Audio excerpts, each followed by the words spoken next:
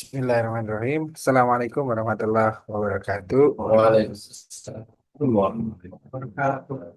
Alhamdulillah. Wassalatu wassalamu ala asrofil anbiya wal mursalin wa ala alihi wa ashabihi ajmain.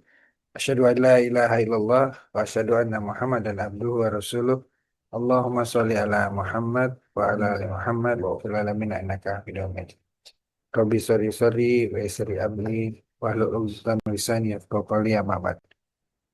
Alhamdulillah bersyukur kehadirat Allah. Malam hari ini kita dapat berkumpul kembali dan malam hari ini spesial kita kumpul secara offline, onsite ya, onsite di sini. Alhamdulillah berkumpul, eh, hadir Ustaz Fajar selaku Dia Penuh Afa Hongkong, kemudian Pak Didi selaku Direktur IMA, dan juga teman-teman lain di sini ada Prof. Fatwa, Mas Win, Mas Dani, Mas Andika, dan yang paling muda kita adalah Mas Reno ya.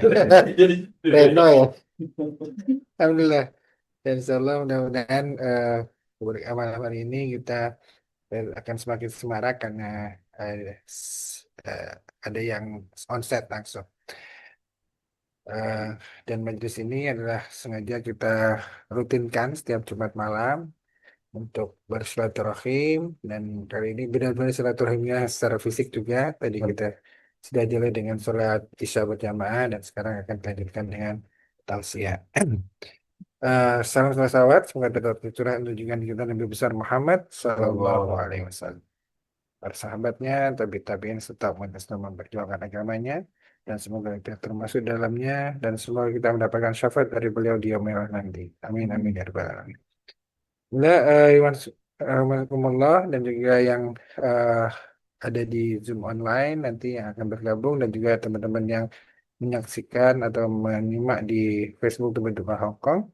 Malam hari ini kita akan membahas, karena kita masih ada di bulan Rajab, kita akan membahas satu peristiwa yang eh, tidak akan pernah kita lupakan, yaitu sebuah peristiwa yang besar yang menjadi Nabi kita Muhammad SAW, yaitu peristiwa Isra Mi'raj.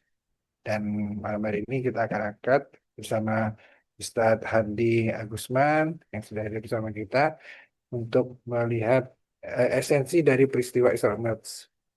Dan eh, nanti sebagaimana biasa, kita untuk yang Facebook, teman-teman Facebook, kita akan cukupkan sampai dengan paparan selesai, dan selanjutnya kami akan lanjutkan dengan diskusi offline maupun online lewat Zoom. Baiklah, sebelum memulai, mari kita buka majelis ini dengan sama-sama membaca surat Al-Fatihah. Al-Fatihah. A'udzubillahiminasyaitonirrajim. Bismillahirrahmanirrahim. Alhamdulillahirabbil alamin. Arrahmanirrahim. Maliki yaumiddin. Iyyaka na'budu wa iyyaka nasta'in. Ihdinas siratal mustaqim. Shiratal ladzina an'amta 'alaihim ghairil maghdubi 'alaihim waladdallin. Amin. Selanjutnya, Al-Fadhil Ustaz Hadli untuk menyampaikan. Terima kasih tadi.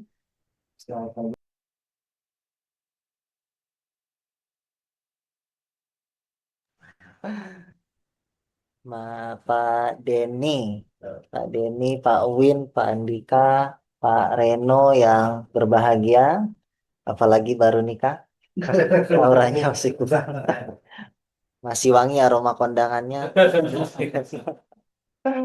Kita doakan semoga menjadi keluarga yang sakinah, mawaddah warahmah. Bapak-bapak sekalian, saya sebenarnya kurang enak untuk berbicara di sini, merasa tidak pantas. Terlebih secara usia kayaknya paling muda ini dan paling kecil, baik umur ataupun fisik. Sudah 7 tahun lalu kayaknya kita pernah bertemu di IMA. Waktu itu saya baru nikah, sekarang sudah alhamdulillah 3 istri, Pak Didi. Anaknya.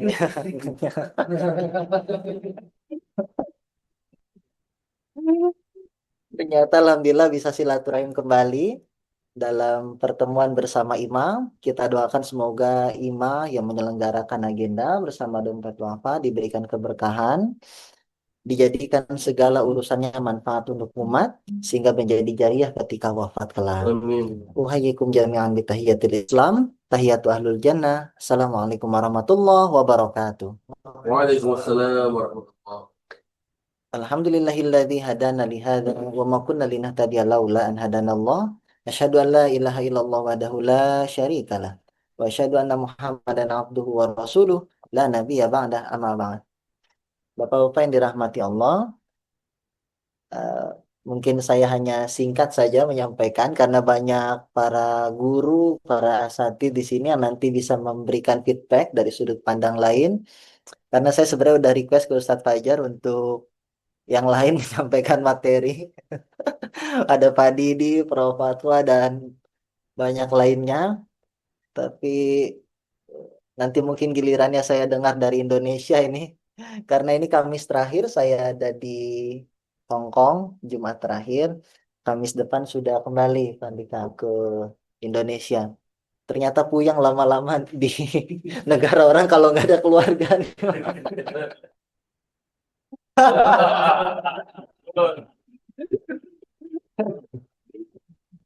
Tadi terus gitu ya.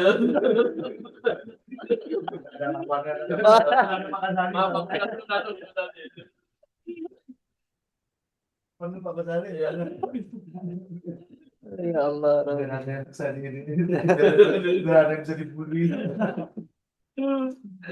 Jadi Bapak-Bapak yang dirahmati Allah, kita insya Allah tema kita pada malam hari ini melanjutkan pembahasan sebelumnya, masih berkaitan dengan proses dan peristiwa besar yang ada pada umat Muslim, yaitu peristiwa Isra dan Mi'raj. Peristiwa ini berangkat pada tahun kesedihan Nabi, ketika ada dua sosok yang wafat di tahun bersamaan, yang bernama Abu Thalib, yaitu paman Nabi, yang menggantikan peran orang tua Nabi ketika sudah tidak ada. Beliau yang selama itu menjaga, melindungi Nabi dari berbagai ancaman kaum kafir Quraisy, karena beliau disegani di suku itu dan wafat. Yang kedua ada istri Nabi yang bernama Siti Khadijah. Siti Khadijah seorang saudagar yang begitu luar biasa mensupport perjuangan Nabi melalui finansial, sehingga dakwah Nabi bisa tersebar ke berbagai penjuru. Dua sosok yang sangat mencintai dan dicintai oleh Nabi wafat di tahun bersamaan. Maka tahun itu para ulama menyebutnya dengan Amul Huzni atau tahun kesedihan. Tahun kesedihan disebut karena dua orang tersebut wafat di tahun bersamaan. Dan Allah akhirnya ingin menghibur Nabi. Cara Allah menghibur Nabi adalah dengan bertemunya melalui proses yang namanya Isra dan Mi'raj. Proses Isra Mi'raj itu Allah gambarkan dalam surat Al-Isra ayat pertama. Subhanalladzi asra bi'abdihi laylam minal masjidil haram ilal masjidil aqsa. Ada kata menarik dalam pembukaan ayat tersebut karena dibuka dengan kata subhana. Para ulama menafsirkan ayat Quran yang dimulai dengan kata subhana itu berarti ada peristiwa agung, peristiwa besar yang akan diceritakan pada ayat tersebut.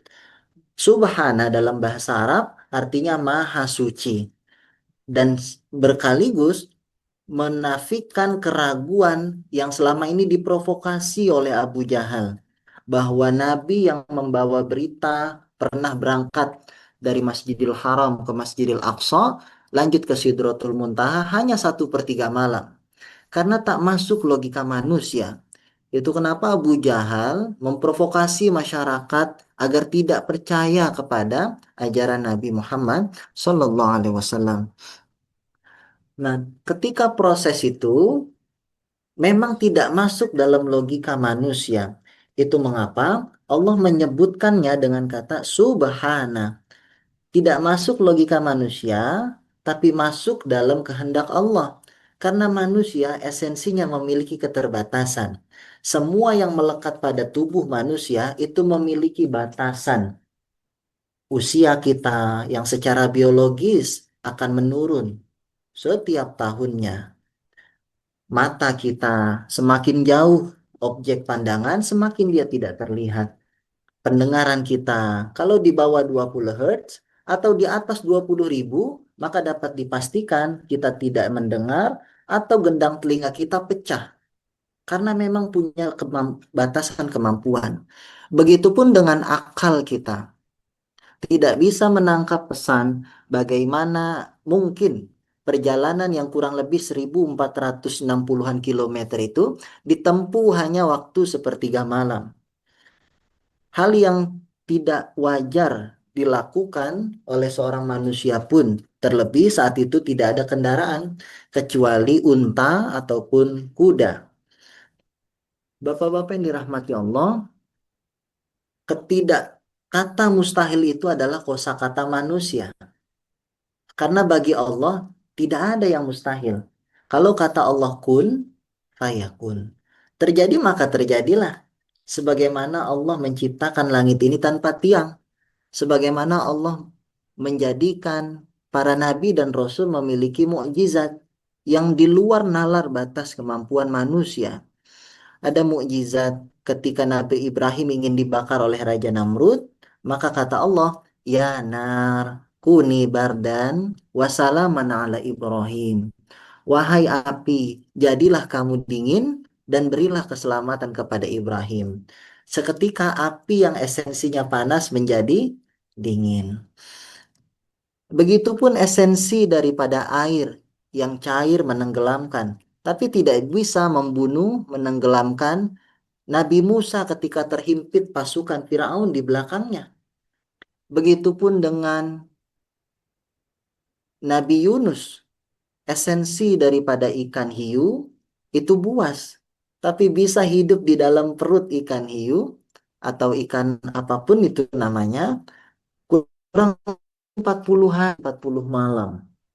Esensi daripada pisau itu tajam, tapi tidak bisa membunuh Ismail dan Allah gantikan dengan seekor kibas atau domba. Maryam bisa hamil tanpa suami. Adam bisa diwujudkan tanpa orang tua. Nah, begitu fitrah dan sunnatullahnya. Apa yang tidak mungkin menurut manusia, bukan berarti tidak bisa Allah lakukan. Inilah esensi keimanan bagi kita, bahwa tugas kita adalah beriman kepada kehendaknya. Yaf'alu ma yurid wa ma syaa. Allah bisa melakukan apa yang beliau, apa yang ia kehendaki. Bapak-bapak yang dirahmati Allah, maka peristiwa ketika Isra itu adalah peristiwa Nabi ingin dihibur oleh Allahnya. Wahai Nabi, ketika engkau direndahkan orang, dicemooh orang, tidak dihargai orang, maka solusinya adalah menghadap kepada Allah. Begitu juga spirit yang harus kita bawa dalam kehidupan sehari-hari. Sebelum proses Isra, itu Nabi dalam sebuah kisah dicuci dadanya dengan air zam-zam. Agar hatinya bersih sebelum menghadap ke Allah. Agar bersih lahir dan batinnya. Dicuci oleh malaikat Jibril sebelum berangkat proses Isra. Ketika sudah suci, maka Nabi itu berjalan tidak langsung menuju ke Sidratul Muntaha, tapi ada proses dari Masjidil Haram ke Masjidil Aqsa. Ada ayat tafsir yang mengatakan bahwa proses ini Nabi singgah di beberapa lokasi, salah satunya Bukit Tursina. Melihat bagaimana keadaan masyarakat, diperlihatkan bagaimana kondisinya, dan juga sejarahnya oleh Malaikat Jibril. Sebagai iktibar, gambaran, bahwa belum kita berdakwah, hendaknya harus tahu medannya. Sama seperti kita apply kerja di sebuah perusahaan, kita akan cari profiling. Bagaimana track record dari perusahaan ini, bergerak di bidang apa, kesejahteraan dan lain sebagainya. Begitupun saya yang bergerak di bidang usaha, saya akan survei bagaimana karakteristik pangsa pasarnya, akses menuju lokasinya, dan lain sebagainya. Begitu fitrahnya sama dengan dakwah. Tidak bisa ujuk-ujuk kita datang ke sebuah lokasi, membawa misi kita sendiri tanpa mengerti dari esensi masyarakat. Sebelum kita menerjunkan dai misalkan di suatu negara, kita akan identifikasi, oh kalau ke New Zealand, Kalau ke Amerika, maka yang kita kirim adalah dai-dai yang akademisi, yang memang biasa mengajar di kampus dengan belajar dengan bahasa pengantar bahasa Inggris. Karena objek dakwahnya memang demikian. Oh, kalau di Hong Kong sebisa mungkin dai yang berasal dari Jawa Tengah atau Jawa Timur menyesuaikan dengan kultur mayoritas di sini. Oh, kalau datang ke wilayah A harus begini. Itu ajaran yang sesat. Karena memang sudah rukunnya, sudah ketentuannya untuk mengikuti. Nah, tugas kita sebagai orang beriman jangan bertanya why. Kenapa kok harus ke Mekah hajinya? Karena esensi dalam keimanan salah satunya adalah ketaatan. Sebagaimana surat Al-Isra tadi. Nggak perlu kita bertanya apa mungkin perjalanan dari situ dengan jarak segitu butuh waktu hanya sepertiga. Nggak bisa kita jawab pertanyaan itu. Karena kita mengimani apa yang Allah firmankan, titik.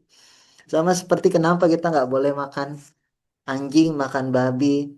Bisa saja mungkin ada jawaban secara ilmiah, tapi sebagai seorang muslim, jawaban kita karena memang itu dilarang dalam agama. Titik at that point. Jadi, bapak-bapak yang dirahmati Allah, itu mengapa ada proses Isra. Isra itu adalah dari masjid perjalanan dari Masjidil Haram ke Masjidil Aqsa. Nah, setelah dari situ, oh ya, Masjidil Aqsa adalah masjid yang dirindukan dan diingini oleh semua para nabi dan rasul untuk didatangi. Itu mengapa kita berdoa semoga sebelum wafat Allah izinkan kita juga untuk menginjakkan kaki di Masjidil Haram dan Masjidil Aqsa. Setelah proses Isra selesai, maka ada proses Mi'raj. Nah, Mi'raj itu adalah dari Masjidil Aqsa ke Sidratul Muntaha, melewati 7 lapis langit. Di setiap lapisan itu bertemu para nabi sebelumnya. Lapisan pertama bertemu dengan Nabi Adam, terus diceritakan bagaimana kisah dalam setiap zaman karena ujiannya berbeda-beda. Ujiannya punya karakteristik tersendiri. Misalkan ketika ujian dalam Nabi Nuh, bisa kita bayangkan, Pak. Nabi Nuh itu usianya kurang lebih 950 tahun kalau nggak salah ya. 905 tahun, pengikutnya itu on average 70 sampai 80 saja itu. Berarti kalau kita rata-rata dalam 100 tahun mungkin hanya 7 atau 8 kalau di rata-rata gitu. Bayangkan, pengikutnya dakwah 70 sampai 80. Kira-kira kalau partai politik berdiri puluhan tahun dapat pengikut 70 mau nggak? Kalau pasti langsung bubar itu nggak perlu nunggu tahunan kan.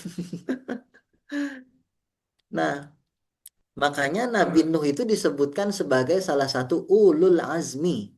Nabi yang salah satu nabi yang paling sabar selain Nabi Ayub, Nabi Nuh. Pengikutnya sedikit, dakwanya panjang. Sampai bahkan diuji oleh anaknya sendiri. Satu dari keempat anaknya itu adalah yang membangkang justru kepada Nabi Nuh, namanya Kanaan. Diperintahkan untuk naik ke perahu agar kau selamat, tapi nggak mau merasa sombong. Ya bunayya rekam ma'ana. Anakku, naiklah ke atas perahu. Insya Allah kamu akan selamat. Tapi nggak mau dia merasa congkak dan sombong dengan dirinya. Akhirnya wafat. Diceritakan terus sejarah bagaimana perjuangan sampai di langit ketujuh bertemu dengan Nabi Ibrahim. Nabi Ibrahim mendapatkan julukan sebagai Khalilullah, yaitu kekasih kasih Allah. Dengan ujian yang juga berbeda dari nabi-nabi yang lain. Itu mengapa Nabi dipertemukan agar mendapatkan gambaran yang utuh bagaimana perjuangan sebelum-sebelumnya.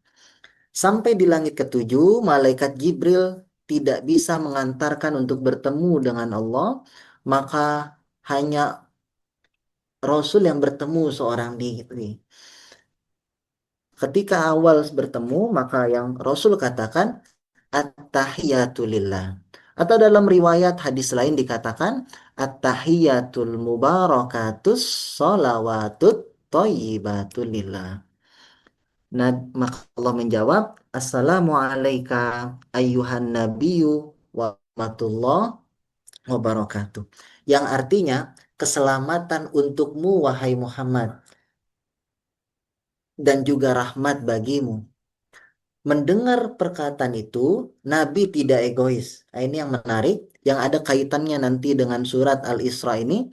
Jawaban Nabi tidak egois untuk dirinya, tapi Nabi ingin Allah memberikan keselamatan bagi yang lain juga. Maka jawaban Nabi adalah Assalamu alayna wa ala ibadillahis salih. Keselamatan bagi kami. Di situ Nabi menggunakan domir na. Na itu dalam bahasa Arab artinya adalah kita.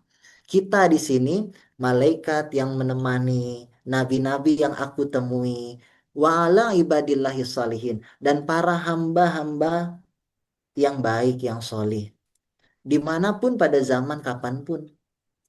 Maka bapak-bapak yang dirahmati Allah, di sini kita lihat bagaimana Nabi itu memberikan rahmah untuk semua.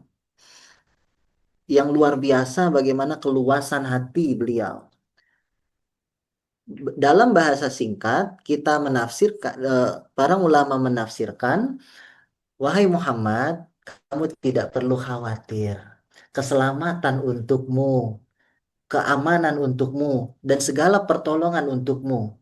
Tadi kalau kita ingat surat Al-Isra itu katanya abdun. Subhanalladzi asra bi abdihi. Dari kata abada. Abdun artinya hamba. Abdun artinya hamba. Kalau kalimat fi'il amr itu artinya kalimat perintah. Itu u'bud. Dari kata abdun juga. Kalau bahasa lainnya ibadun. Jadi dari satu suku yang sama memiliki arti yang berbeda. Tapi esensinya sama bahwa kita semua adalah seorang makhluk yang Allah perintahkan untuk beribadah agar mendapatkan pertolongan dari Allah yang kita sembah. Ada hadis qudsi, Bapak. Jadi ketika di Sidratul Muntaha, oleh-oleh yang Allah berikan kepada Rasul adalah berupa sholat. Nah, sholat itu yang hari ini kita jalani, yang awalnya 50 waktu ketetapan, sehingga dipotong menjadi 5 waktu yang hari ini kita jalani. Sholat adalah hadiah terindah yang Allah berikan bagi umat muslim melalui Nabi Muhammad. Satu-satunya perintah ibadah yang itu Rasul langsung mendengarnya tanpa perantara. Berbeda sekali dengan perintah lain, puasa, zakat, haji, dan lain-lain. Itu ada perantara namanya malaikat Jibril. Khusus ibadah sholat, Rasul terima tanpa perantara. Langsung bertemu dengan Allah. Nah, ini yang hari ini kita jalani.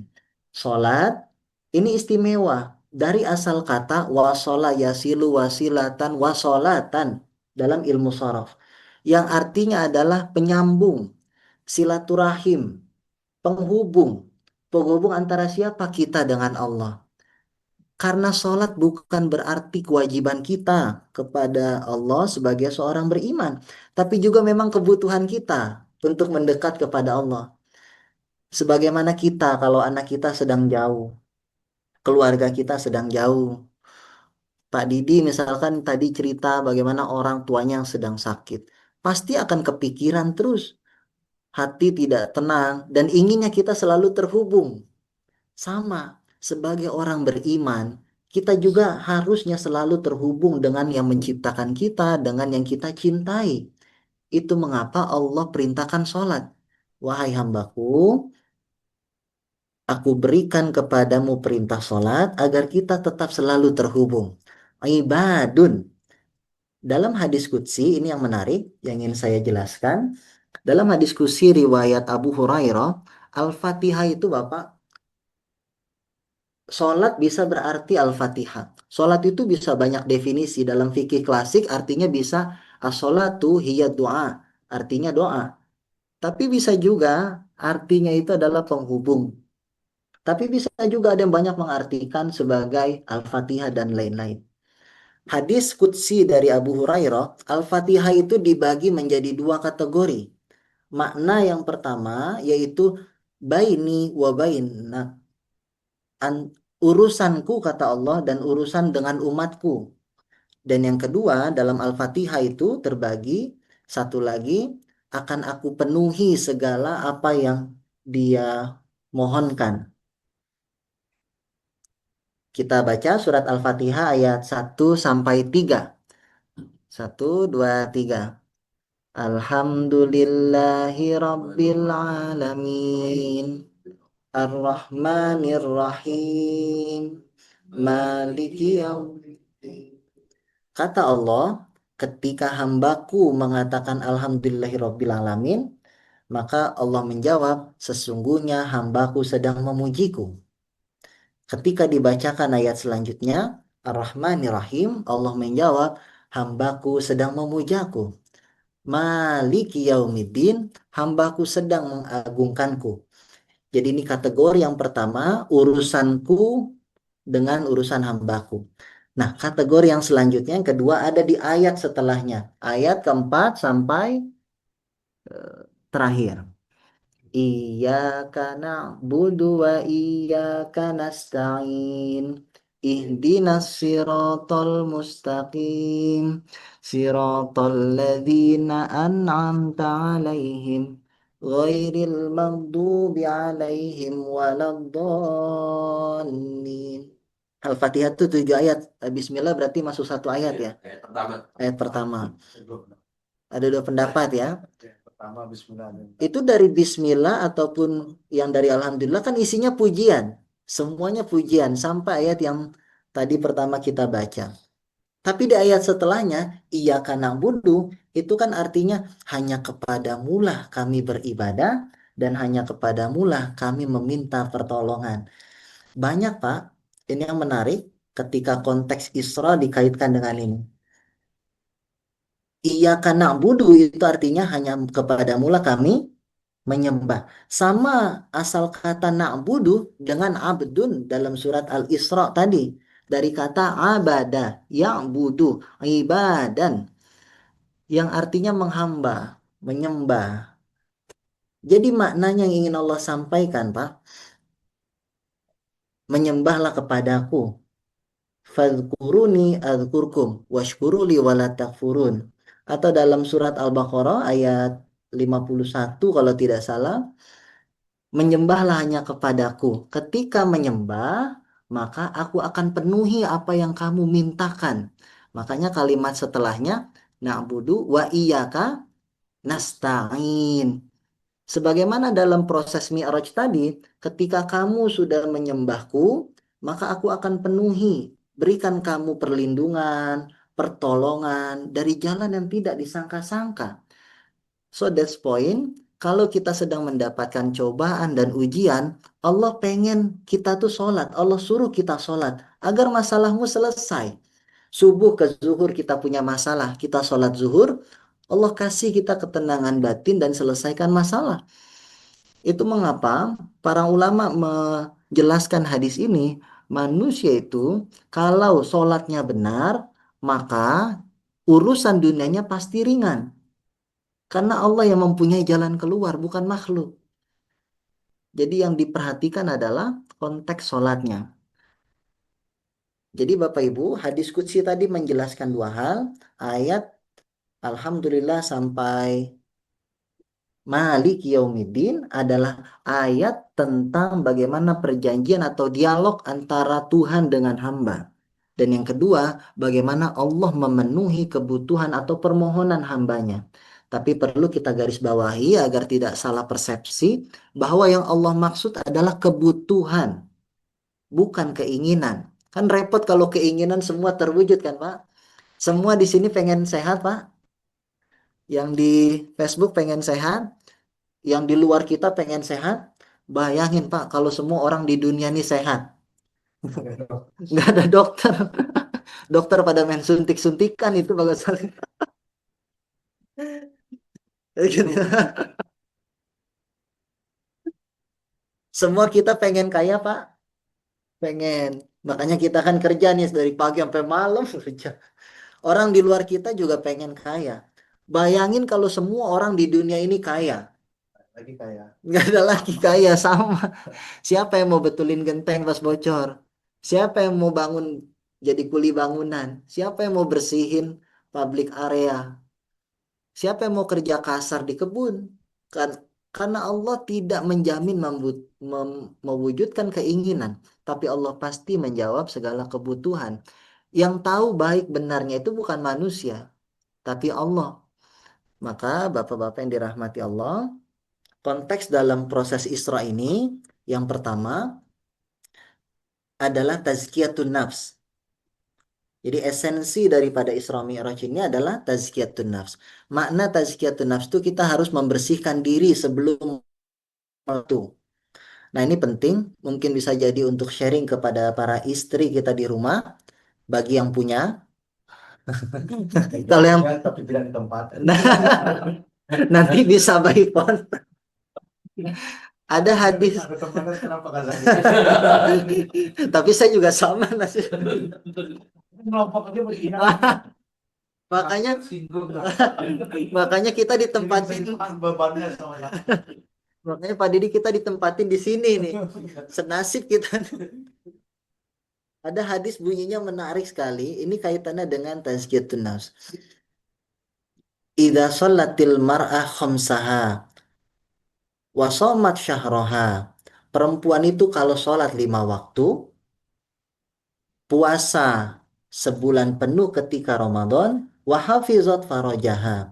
Menjaga kemuliaannya, harga dirinya, martabatnya, terutama ketika suami tidak ada, wa ata'at zaujaha, dan taat kepada suaminya selama dalam kebaikan, fadkhulil jannati masyi'ti, maka masuklah kamu surga dari pintu yang kamu mau. Perempuan itu, Pak, ternyata masuk surganya lebih mudah. Walaupun dia tidak sholat sunnah, walaupun dia tidak puasa sunnah, asal dia taat kepada suami, menjaga harga dirinya sebagai perempuan, maka kata Rasul, kata Allah, masuk pintu dari pintu yang mana dia mau pilih. Apa maknanya? Islam sangat menjaga sekali kemurnian hati seorang hamba. Ala inna, atau dalam hadis lain, riwayat apa? Riwayat Bukhari Muslim, ala inna fil jasad mudghah. Sesungguhnya dalam diri manusia itu ada segumpal daging. Idza soluhat soluhat jasadu kulli. Kalau segumpal daging ini baik, maka akan baik seluruh amal perbuatannya.